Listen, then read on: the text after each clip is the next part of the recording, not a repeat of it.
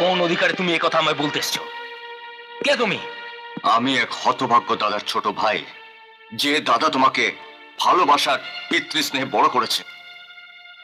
আমি এক দক্ষিণী মায়ের সন্তান, যে মা তোমাকে মাতৃস্নেহের আঁচল দিয়ে ছোটবেলা থেকে ঢেকেছে। দুঃখের দুঃখের ছোঁয়া তোমার গায়ে লাগতে দেয়নি। তুমি তাদের অবজ্ঞা করে, অবহেলা করে বাড়ি থেকে তাড়িয়ে দিলে। আরে তোমার চোখ থাকতো, তুমি অন্ধ।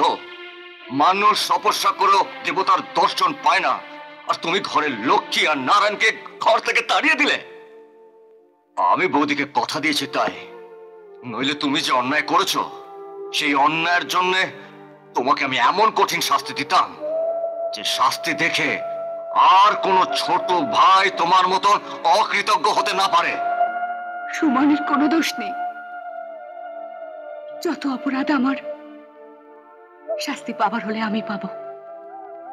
সুমন সুমন একটা মিথ্যে নাটকের শিকার।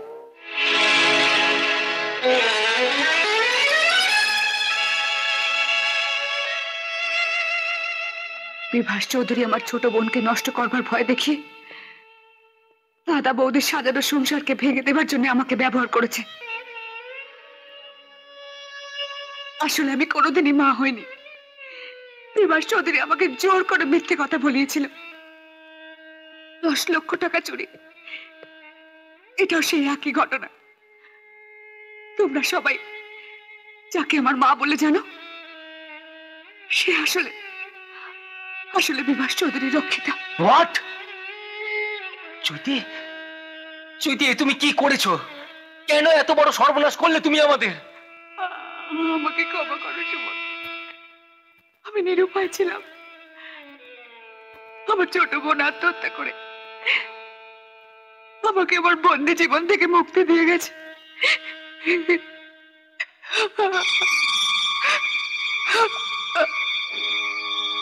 কথাটা বিভাস বাবুকে জানাতে হবে।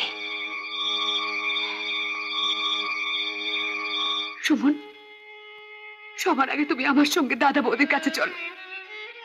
আমি তোমার হয়ে তাদের কাছে ক্ষমা চাইব। আমার এই জন্য তুমি তাদেরকে যে দুঃখ দিয়েছো, যে কষ্ট দিয়েছো, তার জন্য আমি তাদের কাছে আঁচল পেতে ক্ষমা ভিক্ষা চাইবো। কিন্তু জ্যোতি, বাবা মার মতো দাদা বৌদিকে যে দুঃখ, যে কষ্ট আমি দিয়েছি, কোন মুখ নিয়ে আমি তাদের সামনে দাঁড়াবো বলতে পারো? সুমন, তোমার এতে কোনো দোষ নেই। এসবের জন্য যে দায়, তাকে আগে খুঁজে বার করতে হবে। তার আগে চলো দাদার কাছে, চলো চলো চলো তাড়াতাড়ি চলো। চৈতি সুমনের কাছে সবকিছু বলে দিয়েছে। সুমন গেছে রাজাকে সঙ্গে করে নিয়ে ও দাদা বৌদির কাছে ক্ষমা চাইতে। না, আমি কিছুতেই ওদের ভাঙা সংসার জোড়া লাগাতে দেব না। আমি কিছুতেই হারবো না। যা, লক্ষ্মীকে দুনিয়া থেকে সরিয়ে দে, যা। না, আমি ফিরে যাব না। অনেক তো অপমান করেছিস, এত অপমান করে স্বাদ মেটেনি তোর? আমাকে ডেকে নিয়ে আরো আরো অপমান করতে চাস? দাদা, আমি তোমার কোনো কথা শুনতে চাই না। আমি ছোট, না বুঝে আমি অন্যায় করে ফেলেছি, অপরাধ করে ফেলেছি। আমার সেই অন্যায় অপরাধ তোমাকে ক্ষমা করে দিতেই হবে। ক্ষমা? যেদিন বাড়ি থেকে তাড়িয়ে দিয়েছিলিস সেদিন বর্দার কথা মনে পড়েনি? বৌদির দুঃখের কথা মনে পড়েনি? আজ কেন এসছিস? চলে যা, চলে যা এখান থেকে, চলে যা। বর্দা, আমরা তো আপনার সন্তান। তাছাড়া আমি তো বলছি, সুমনের কোনো দোষ নেই। সব দোষ আমার। সুমন আমারই জন্য আপনাদের বাড়ি থেকে তাড়িয়ে দিয়েছিল। ওটা ওটা আপনাদের ঘর, আপনারা ওখানে ফিরে যান।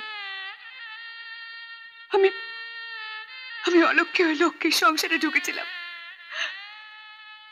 আমি আপনাদের সবার ধরা ছোঁয়ার বাইরে চলে যাব দাদা। ঠিক বলেছি চৈতি। দাদার বৌদি যখন আমাদের ক্ষমা করবেই না, তখন আমরা ওই শহর থেকে চলে যাব।